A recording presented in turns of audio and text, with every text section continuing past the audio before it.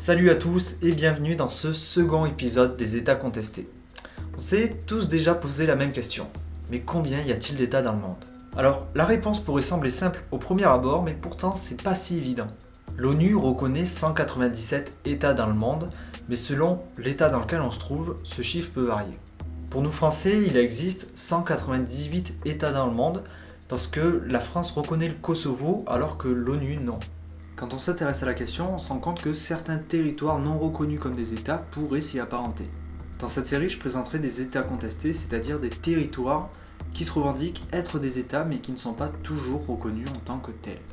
La semaine dernière, je vous ai parlé de la Transnistrie et de l'intérêt diplomatique qu'elle représente pour Moscou. Aujourd'hui, c'est de deux États dont je vais vous parler, l'Abkhazie et l'Ossétie du Sud, encore en lien étroit avec la Russie. Je vous laisse découvrir leur histoire et leur situation actuelle.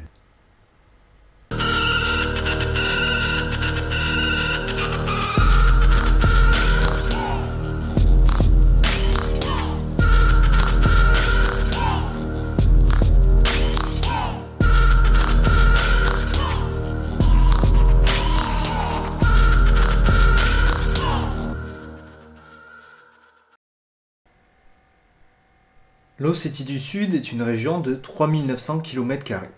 C'est la taille du Tarn-et-Garonne, un des plus petits départements de France. Le pays est peuplé par environ 50 500 habitants. Sa capitale est Tskhinvali, une ville de 20 000 habitants. L'Abkhazie est peuplée par 240 000 habitants.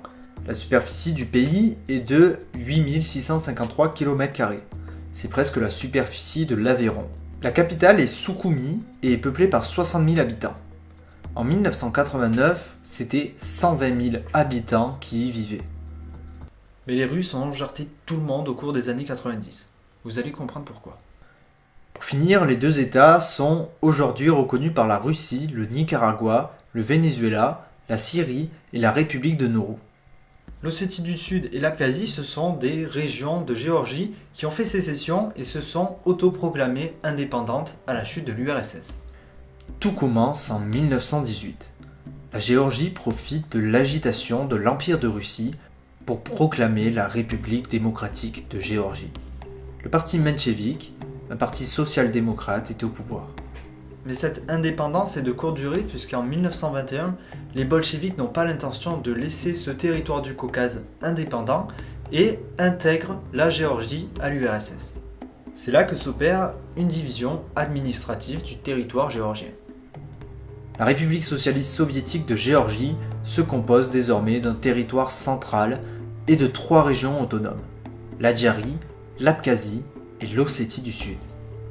L'Ossétie du Sud est dès lors séparée administrativement de l'Ossétie du Nord. La raison est que la chaîne du Caucase était une barrière qui aurait rendu difficile l'administration commune du territoire ossète. Durant la période soviétique, les relations entre Ossètes et Géorgiens sont bonnes, ce qui favorise le mélange ethnique et les collaborations. L'Abkhazie, elle, va subir les politiques de géorgisation impulsées par Staline, lui-même géorgien.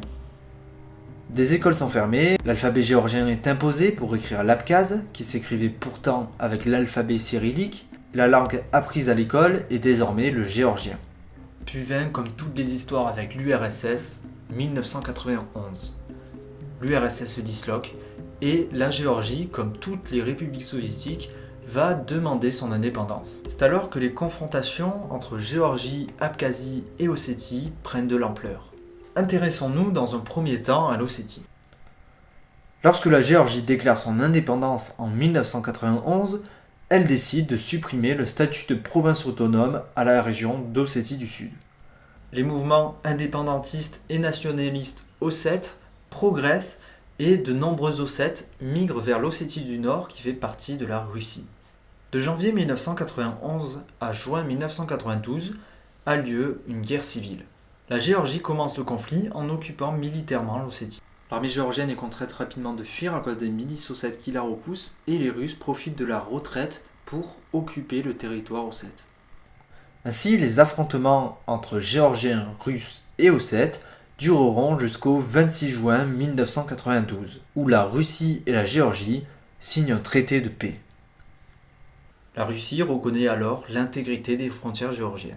mais ne délaisse pas le front pour autant, ainsi la Géorgie n'a toujours pas la main sur l'Ossétie. Il est alors mis en place une commission composée de représentants russes, géorgiens et ossètes chargés de déterminer le statut de l'Ossétie. Mais cette commission ne mène à rien. Le 12 novembre 2006, 90% des votants sud-ossètes votent pour l'indépendance. L'Union européenne et la Géorgie ne reconnaissent pas ce référendum comme légal, mais la Russie oui. En 2008, et là vous connaissez peut-être l'histoire, la Géorgie décide de mettre fin au statu quo et de reprendre l'Ossétie dans la nuit du 7 au 8 août 2008. Mais dans l'opération sont tués des civils à nationalité russe. Ainsi, la Russie riposte et va jusqu'à occuper une partie du territoire géorgien. Le conflit dure 5 jours et la Russie finit par abandonner ses positions sur le territoire géorgien. Elle reconnaît néanmoins l'indépendance de l'Ossétie et assure qu'elle garantira sa protection. Suite à ce conflit, la Russie dépense 19 milliards pour porter assistance aux Ossètes. Malgré l'énorme somme dépensée, les répercussions sont faibles. Aujourd'hui, les Ossètes vivent dans une précarité extrême et cultivent une grande défiance envers les dirigeants. Certains considèrent que la division de la société ossète est le plus gros danger que connaît l'Ossétie devant les ambitions de reconquête géorgienne.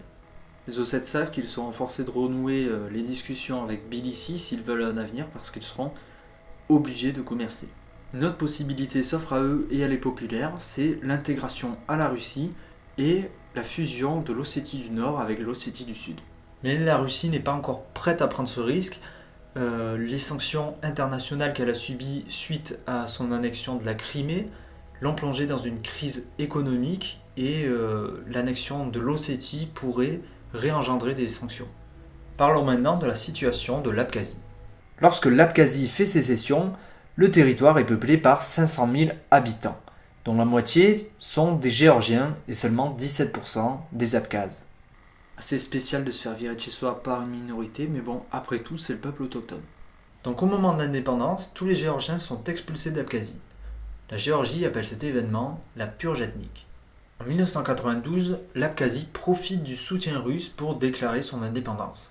La Géorgie essaie de récupérer le territoire, mais la Russie s'y oppose. Dès 2004, la Géorgie impose un embargo sur l'Abkhazie. Tout bateau s'approchant des côtes abkhazes se fera tirer dessus. Ce conflit reprend en août 2008, lorsque la Géorgie attaque l'Ossétie. Les milices abkhazes en profitent pour prendre les gorges de Kodori, territoire stratégique qui aurait facilité aux Géorgiens l'invasion de l'Abkhazie. Enfin, en 2010, la Russie signe avec l'Abkhazie un accord qui prévoit la présence militaire de 1700 Russes pour 49 ans et que 60% du budget abkhaze soit assumé par la Russie. Une sorte d'annexion camouflée pour éviter les conflits internationaux.